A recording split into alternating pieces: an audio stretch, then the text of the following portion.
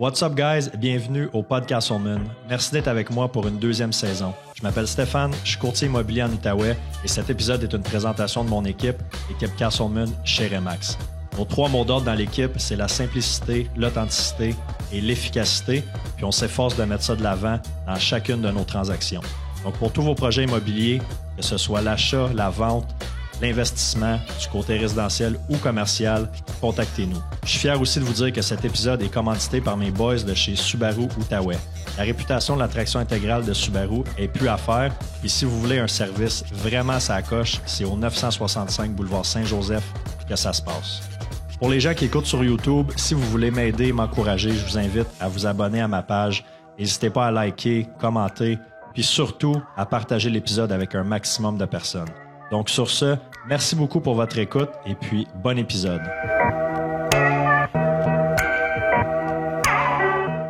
On start ça. What's up tout le monde? J'étais avec deux boys de l'équipe aujourd'hui, Ben Guindon puis Serbe Normando. Salut, yes, salut. Sir. Là, vous avez été réchauffé avec la première ça. tentative là, cette semaine. Là, c'est round 2, c'est la vraie. Là. On est des pros. Là, c'est les affaires sérieuses. Là.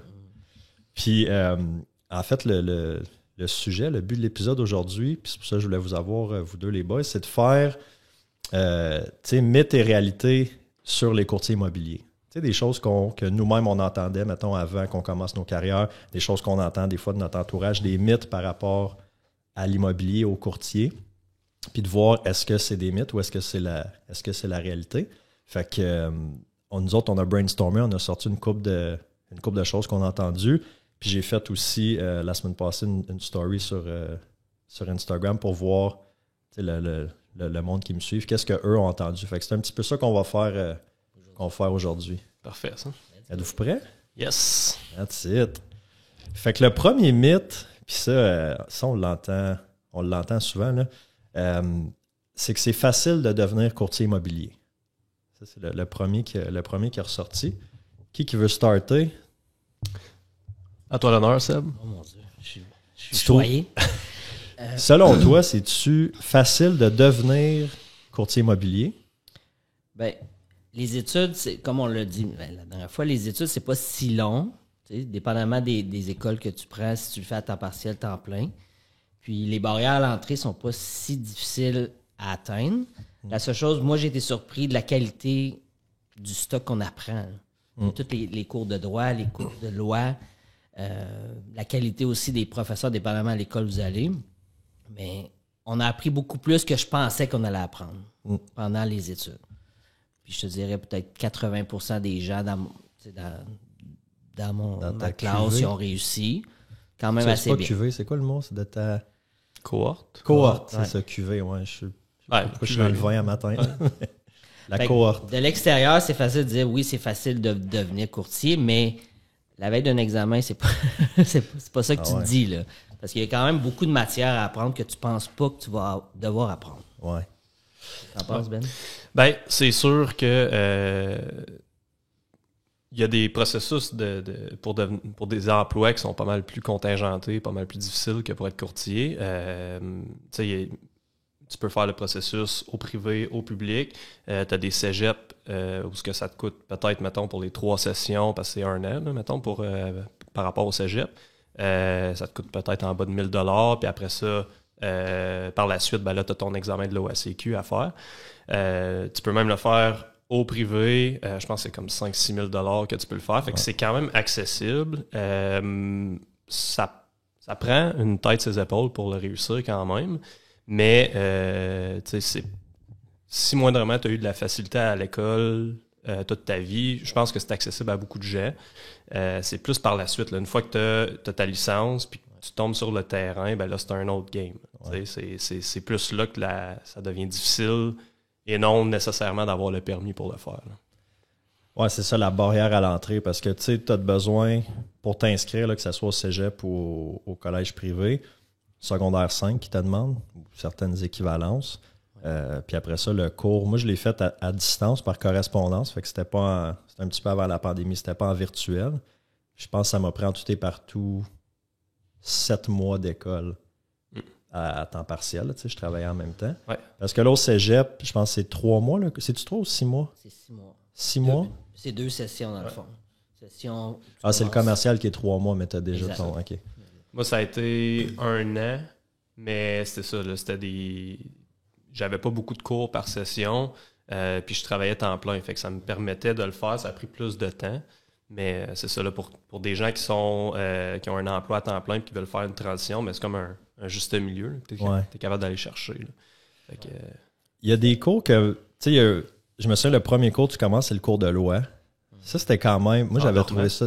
Ben oui, en dormant. Mais c'est qu'il y a quand même du par cœur. Puis là, tu te dis, pourquoi j'apprends tout ça? Tu sais, souvent, c'est des choses que, tu sais, c'est bon à savoir, mais c'est pas nécessairement nous qui va appliquer ces trucs-là. Un petit peu comme, tu sais, dans le cours de maths, c'est intéressant de pouvoir calculer les paiements hypothécaires, puis les annuités, puis tout ça. on s'en sort pas vraiment. Ben c'est ça, parce qu'après ça reste, tu sais, on a les applications pour faire ces calculs-là, mais sinon, c'est plus le département du courtier hypothécaire. Fait que, moi, j'avais eu des bonnes notes, là, ça avait bien été. Le cours, j'avais de la misère, celui de construction. Je l'avais coulé, celle-là. Puis, ouais, il a fallu que je le recommence. Fait que c'est pour ça que c'est pas toi qui fais les inspections. C'est pour ça que moi, je fais pas des inspections, puis je devrais plus poser de céramique non plus. Tu viendras voir la petite job que j'ai faite chez nous, là. Je devrais pas faire ça. Chacun son domaine. Ouais, c'est ça, exactement.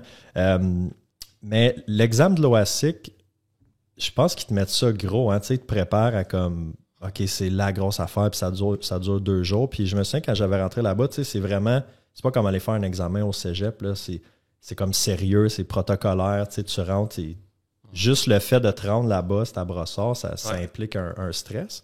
Mais comment vous l'avez trouvé, vous autres, l'examen en tant que tel?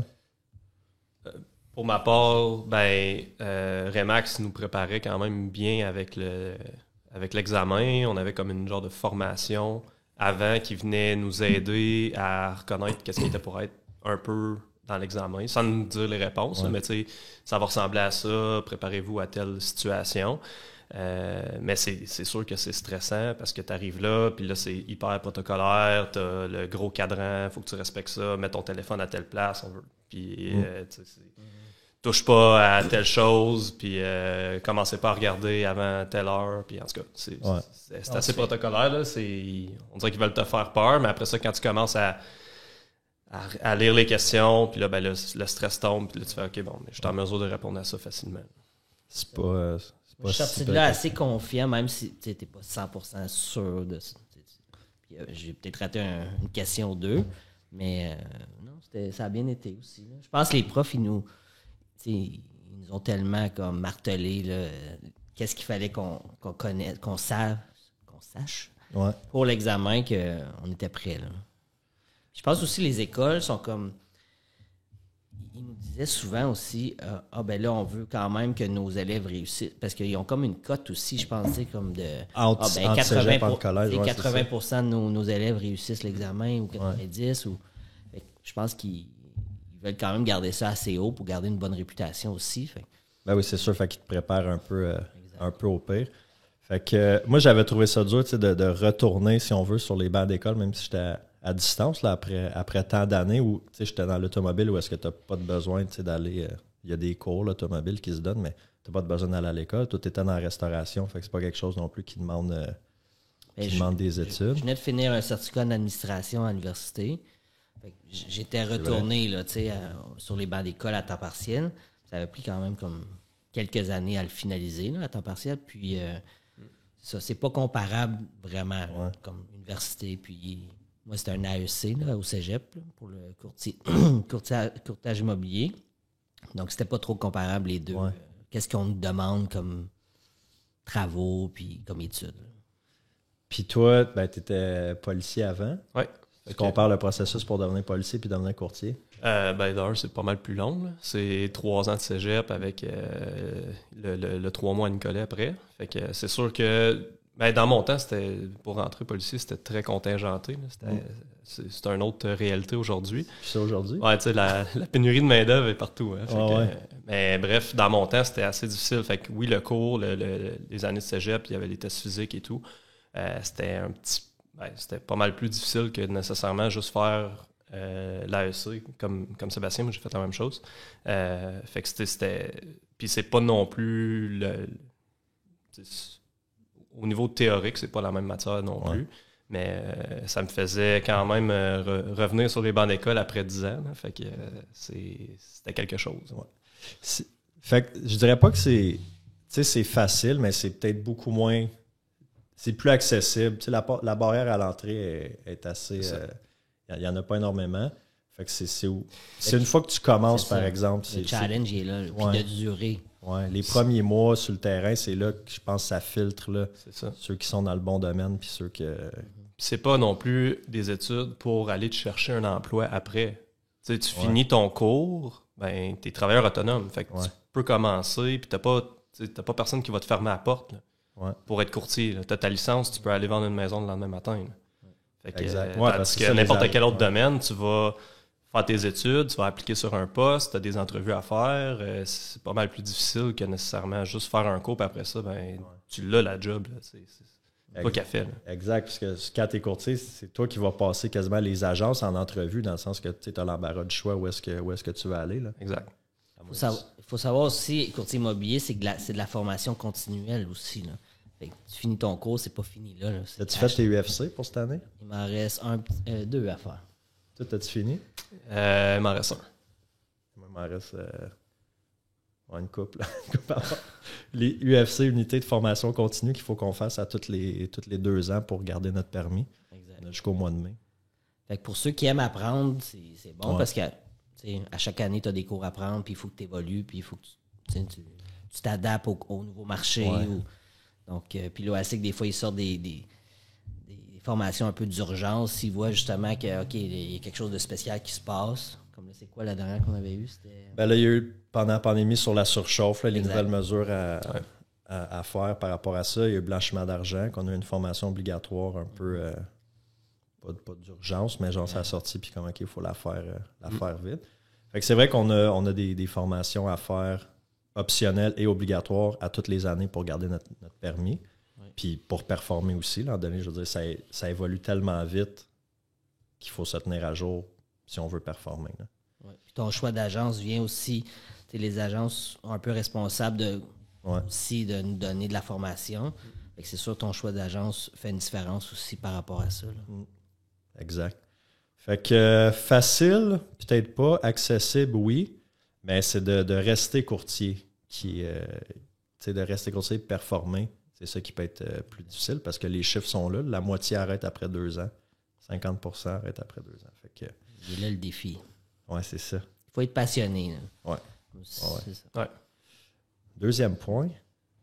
Les courtiers travaillent tous les soirs et fins de semaine. Ça peut être difficile sur l'entourage. Faut que tu sois disponible en tout temps. En tout temps, sauf la nuit. Ouais. Pour répondre à tes clients, pour donner un bon service à la clientèle. Fait que j'aurais tendance à dire que oui. Pas nécessairement que tu vas te déplacer tous les soirs, les fins de semaine, mais si un client, mettons, à 7 heures, t'envoie un message, il faut que tu sois en mesure d'y répondre rapidement. Fait que ça fait partie de la job. Fait que c'est du travail, tu travailles les soirs, les fins de semaine. Fait que j'aurais tendance à dire que oui. Dur sur l'entourage, oui, parce que tu es un peu moins disponible que, mettons, quelqu'un qui fait du 8 à 4 la semaine. La fin de semaine, il va avoir son temps libre pour passer avec sa conjointe, ses amis, sa famille. Fait qu'il faut que tu aies des partenaires qui sont vraiment compréhensifs, flexibles. Parce que je pense que, en tout cas, pour ma part, c'est le cas. Sébastien aussi. Ouais.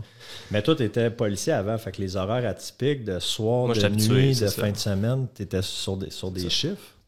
Là, en ce moment, je travaille plus d'heures, personnellement, je trouve, mais je trouve que j'ai plus de temps libre malgré tout parce que je travaille plus de nuit. J'ai pas d'horaire rotatif qui viennent jouer quand même sur ton moral puis sur ta routine. Fait que le fait d'être travailleur autonome, ça me permet de me dégager des horaires pour voir un petit peu plus. Mais je suis rendu avec une petite fille de 8 mois. Là, fait que je trouve que je suis quand même très présent malgré le fait que faut tout le temps que je sois disponible pour mes clients. Ouais, puis je pense que tout le monde dit la famille, family first, la famille c'est le plus important, puis on entend ça beaucoup, mais Puis, tu sais, il y a beaucoup de monde qui va dire, ils travaillent 80 heures semaine, mais family first, ben, à un moment donné, c'est pas cohérent. Mais toi, c'est vrai que tu sais, la famille va passer avant la job. Oui, toujours. Puis ça, j'ai beaucoup de respect pour ça parce que Puis tu vas être capable de bien gager, bien faire ton horaire en fonction des horaires de la petite. Parce que là, toi, tu as commencé. Oui, j'ai commencé en juin. Puis ta petite est née. Le 30 juin. Fait que ça a été pas mal synchro. Ouais. Des gros défis. Mois. Ouais, c'est ça. Fait que c'est sûr que le sommeil n'est pas tout le temps là, mais quand je me lève le matin, ben j'ai la drive à aller faire du courtage, fait que ça me motive. Mais c'est sûr que c'est pas toujours facile, mais j'essaie d'être présent parce que je veux pas, ma blonde est en congé de la job, mais elle travaille à temps plein pour s'occuper de la petite. Là. Ça, c'est pas évident. Fait que, je veux pas non plus donner l'excuse que faut que j'aille travailler ou peu importe pour pas avoir à faire les tâches et être présent pour la petite. Fait que non, c'est ça. C'est pas évident pour les mères non plus. Non, ben écoute, c'est tout à ton honneur. Puis c'est vrai que tu es un on va dire, père présent, là, dans le sens que tu vas donner de l'aide aussi à ta blonde, c'est pas tout le temps. Non, c'est ça. Il y en a qui ont l'excuse facile je travaille. À un moment donné. Ouais. Puis toi, Seb, tu étais dans la restauration avant, fait que soir, fin de semaine, tu connaissais déjà ça. Tu trouves-tu que tu as plus de temps ou comment que tu gères ça? C'est différent. C'est que là, au moins, avec Alexandre, on se voit chaque matin, on se voit chaque soir. On peut partir certains week-ends. On est une équipe aussi, ça l'aide pour ça. Donc, plug-la à l'équipe, là. C'est ça, l'équipe. Awesome. Yes, sir. Relax. Mais c'est vrai qu'en équipe, oui, c'est plus facile de prendre une fin de semaine, partir ou dirait ce soir, Matt il a fêté 9 ans avec sa blonde cette semaine, il dit je m'en vais au spa nordique, mais parfait, si tu as une visite, on va la prendre. Laisse ton sel dans le casier, là, puis comme va profiter de ton temps. Fait que ça, c'est la force aussi de. Oui.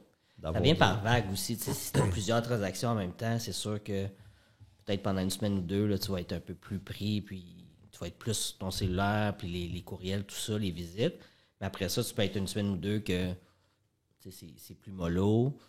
Fait que c'est pas une ligne droite. Là. Ouais. Des fois, c'est plus dur de... Tu veux plaire aussi à la famille, tu veux être disponible, mais aussi, c'est que tu sais que, surtout dans un marché comme on est là, on le sait qu'il y a des semaines plus mortes que d'autres. Là. Ouais. Donc, quand la business vient, tu veux pas la refuser. Là. Ben non, c'est ça. C'est ça, des fois, qui va être dur de planifier des fins de semaine ou des vacances parce que tu peux avoir ta semaine de vacances planifiée depuis 2 mois, puis là, tu arrives pour la prendre, puis tu es comme, hey, là, comme cette semaine, c'est fou, là. J'ai 3 listings à sortir, j'ai 4 promesses d'achat en négociation, j'ai ci, j'ai ça. Là, hey, ça serait pas le temps de prendre des vacances, mais en même temps, si tu ne planifies pas, T'en prendras pas. Tu prends pas, ouais. Donné, si tu le fais pas, tu n'en prendras pas de temps pour toi. Là, parce qu'en immobilier, il y a toujours de la job à faire. Il y a toujours de la prospection. Il y a toujours des suivis à faire. Donc, si tu t'obliges pas à le prendre le temps, tu ne le prendras pas. Oui, exact. Mais je pense que c'est un défi au quotidien. Mais je pense que les gens aussi pensent qu'on fait des visites à tous les soirs, toutes les fins de semaine. 6 visites chaque soir, puis samedi, dimanche, de 9 à 5, on est en visite.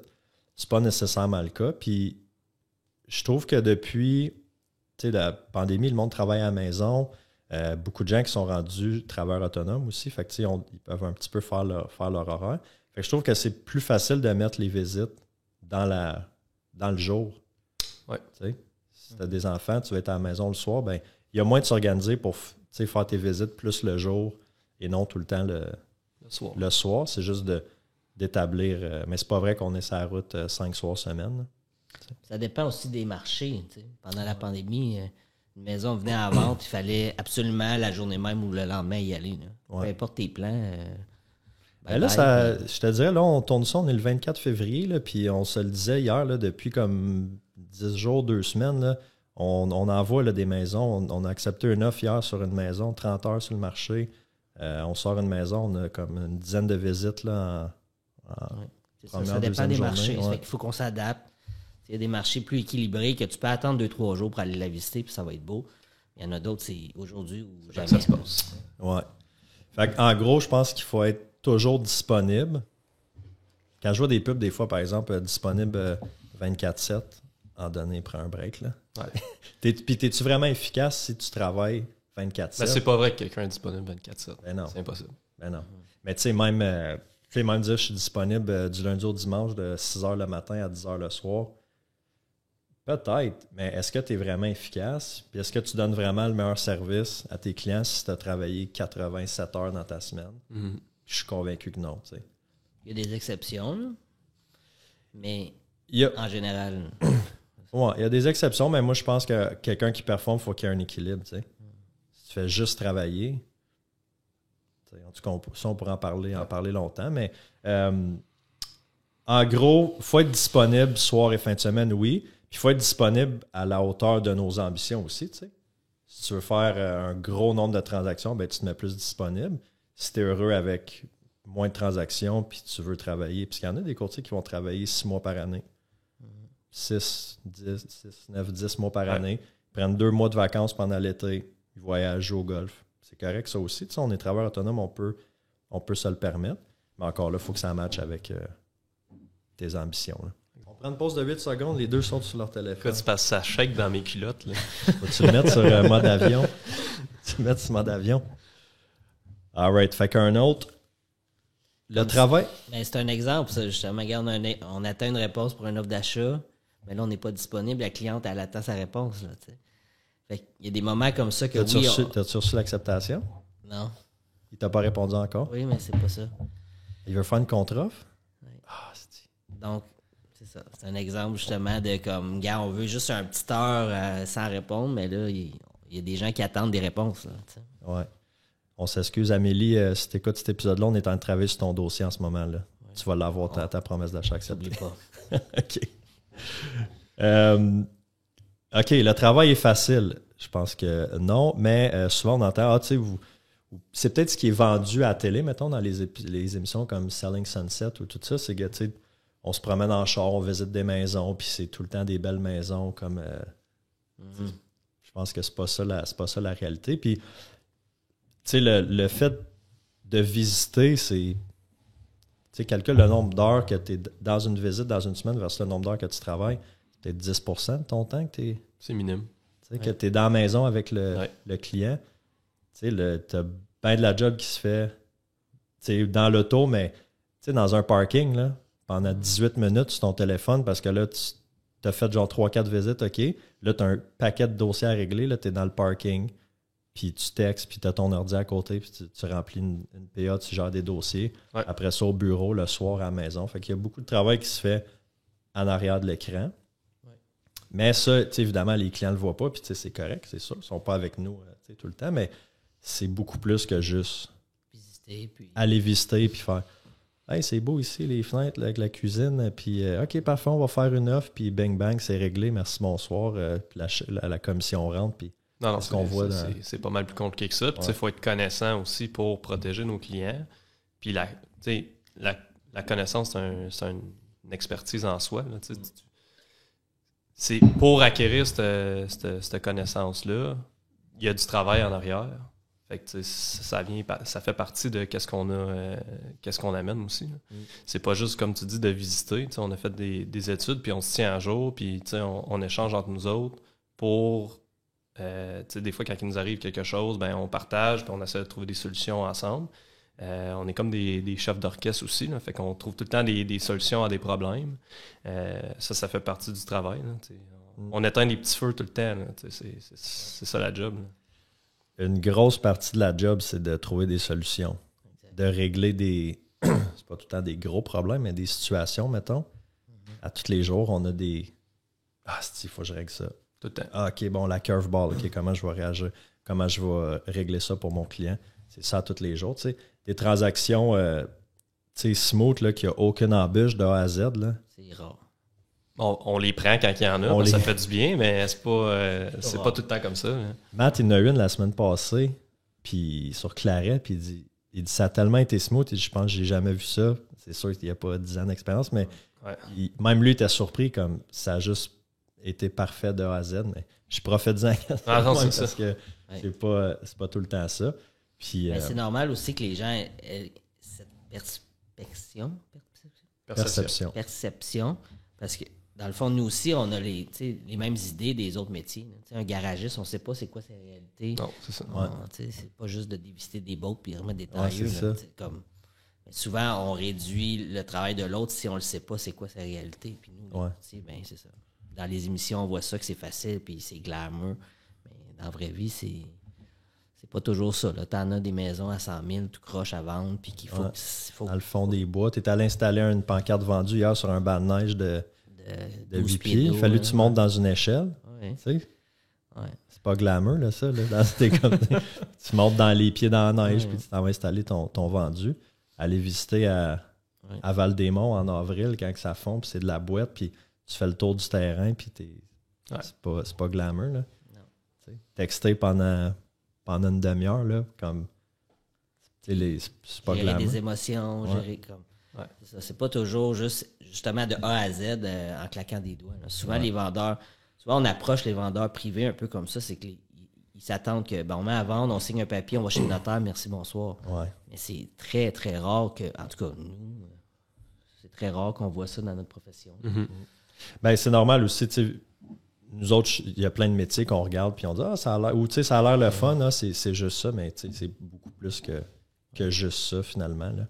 Fait que facile, clairement pas. Il faut faire ça, je pense, pour les bonnes raisons. Il faut être passionné. Puis... Tu sais, ce qui est... Oui, il y a une partie qui est facile, dans le sens que quand tu es bien organisé puis tu es connaissant... Ben, ça l'amène une certaine facilité à faire la job. Mais je pense que ce qui est difficile du courtage, c'est d'aller chercher des clients. Ouais. Parce que quand tu n'as pas de clients, tu n'as pas de paye. Fait que, tu sais, ça... Je vais faire la petite parenthèse, là. Serge Gunner, si tu écoutes ça, ça vient de toi, ces mots-là. Pas de clients, pas de paye. Serge, directeur des ventes, dans le temps chez Subaru, il disait tout le temps ça. Ouais. Les gars, pas de clients, pas de paye. Il nous disait ça 200 fois par semaine. Mais c'est vrai. Ouais. Fait que ça peut être... Puis, tu sais, surtout en commençant, de faire une clientèle, une crédibilité, puis juste toi d'avoir une confiance, ça peut être un challenge au début. Ouais, c'est ça. C'est pas... je pense que c'est la difficulté dans ce job-là, vu que tu es travailleur autonome, ben c'est d'aller chercher tes clients, de faire en sorte que oui, tu peux faire des transactions qui vont t'amener un certain salaire, mais sinon, tu peux travailler le nombre d'heures que tu veux, à essayer d'avoir des clients, mais si tu n'en as pas, tu vas trouver dur la job. Là. Non, c'est ça exactement. Puis des garder ces clients-là, puis d'avoir du repeat business, puis des références, ça aussi. Fait qu'il faut le service, évidemment, il faut qu'il soit sa coche. Mais tu gardes la relation aussi avec ces clients-là. Fait qu'il y a beaucoup d'autres choses entourant juste. Tu sais qu'un courtier, là, faut que tu sois bon vendeur, faut que tu sois bon pour faire de la prospection, faut que tu sois organisé dans ton admin. Faut que tu sois bon en marketing, faut que tu connaisses les lois, faut que tu sais, il y a un paquet de skills que tu as besoin d'avoir ou de développer pour performer. Ou sinon, ben, tu t'entoures d'une équipe qui, quand toi, tu as une lacune, ben, il y a quelqu'un qui vient combler cette lacune-là. Mais, tu sais, comme mettons dans l'automobile, c'était ça. Ah, tu travailles dans l'automobile, tu dois bien connaître les chars. Ben, je les connais, mais il y a aussi beaucoup d'autres choses qu'il faut que je sois bon. Tu sais, les maisons, oui, on aime les maisons. Je ne suis pas un passionné d'architecture ou de décor intérieur ou quoi que ce soit, mais je suis un passionné du monde, tu sais, je suis un entrepreneur, j'aime le monde, j'aime la vente, mais après ça, il y a plein d'autres skills. Il faut que tu saches compter aussi. Un travailleur autonome, si tu ne sais pas compter tes chiffres, tes entrées, tes sorties, ça se peut que tu te fasses savoir, là, c'est le temps des impôts. Là. Les courtiers qui nous écoutent, j'espère que vous êtes préparés cette année. Puis que... Il va y avoir des surprises. Oui, c'est ça. C'est des gros montants, tu sais, c'est souvent des... Tu t'attends pas, puis bang, une facture de dizaines de milliers de dollars, t'es comme, oh my God, OK. Si t'es pas prêt, là... Ah non, c'est ça, fait que... Passe au cash. Ouais.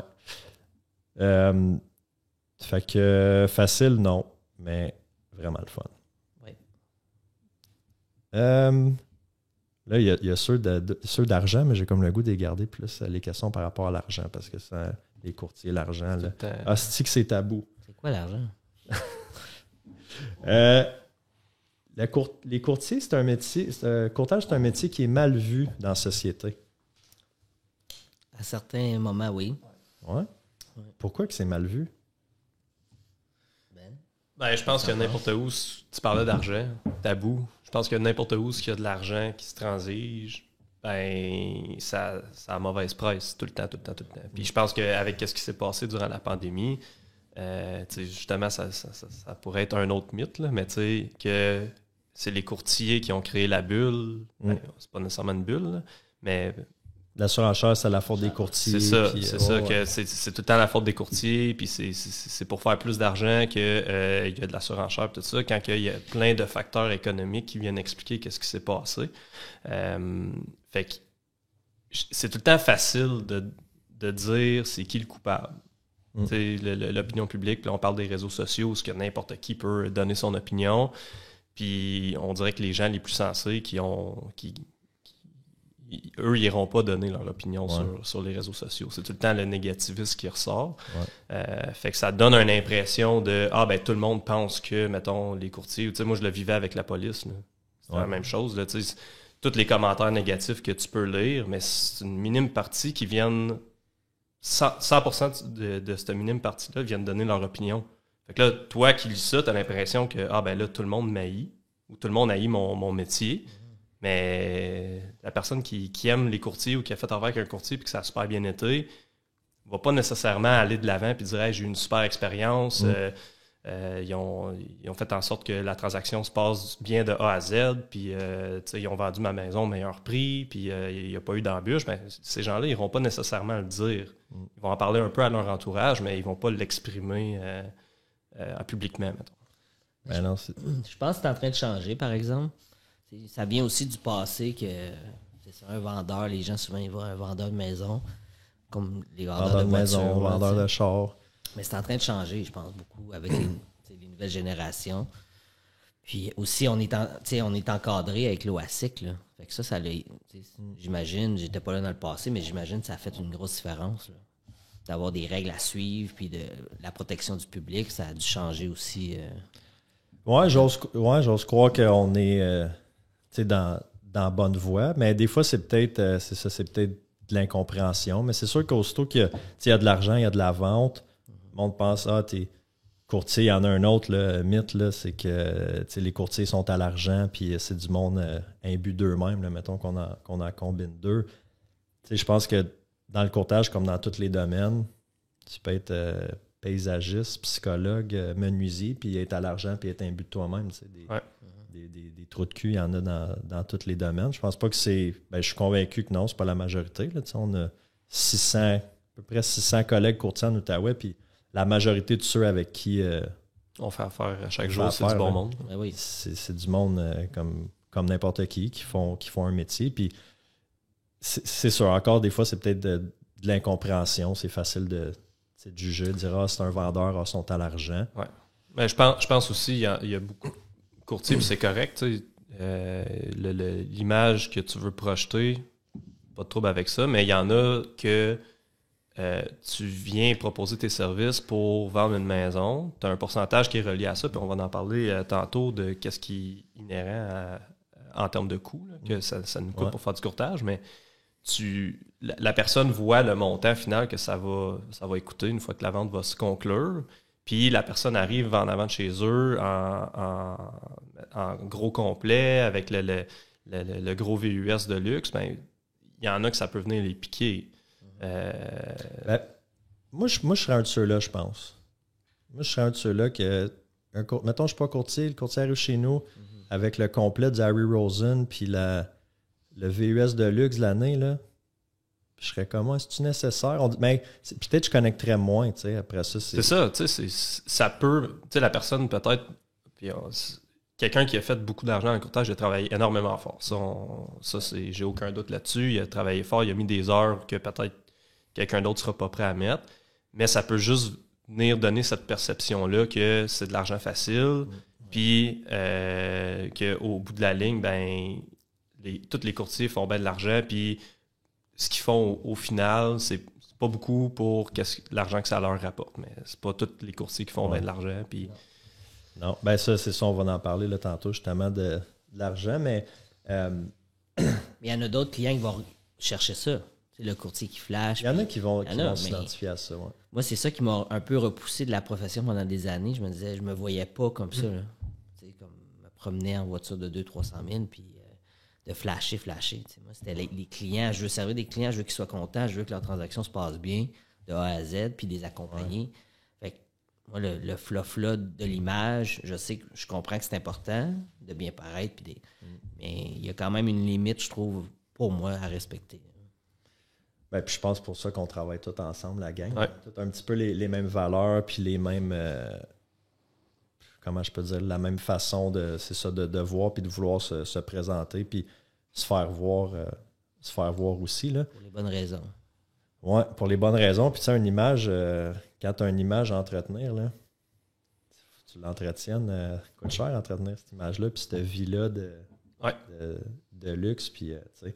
Fait que, mais tu sais, qui est mal vu, ouais, possiblement. Je pense que peut-être avec les. Tu sais, on en voit de plus en plus là, de courtiers qui sont sur les réseaux, tu sais, dans les stories, TikTok, les vidéos, peu importe, qu'on peut apprendre à voir peut-être l'envers de la médaille, puis de voir que justement, tu sais, c'est pas toujours rose, puis les courtiers travaillent fort, tu sais. Fait que ça, peut-être qu'au moins le public peut voir comme le behind the scene, un peu si on veut.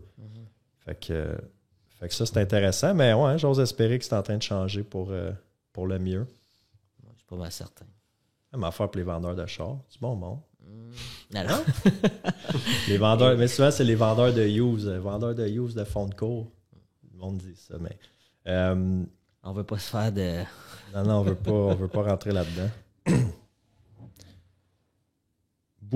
Un autre point, beaucoup de problèmes de consommation dans le courtage. Surtout le café. Surtout le café. Beaucoup de problèmes de consommation à cause justement de l'accès à l'argent, les longues heures, le stress. Le monde veut le performer. Qu'est-ce que vous pensez de ça, vous autres? Moi, c'était quelque chose... L'immobilier m'a tout le temps intéressé. Mais c'était quelque chose que j'anticipais et que j'avais peur. Pas parce que je pensais consommer et tout ça, mais du domaine où ce que je viens, c'est comme vraiment mal vu, la consommation. Puis... Au milieu de la police, tu veux dire? Ouais. OK. Fait que, tu sais, ça me faisait peur un peu d'aller... J'avais une perception qu'il y avait beaucoup de courtiers qui consommaient.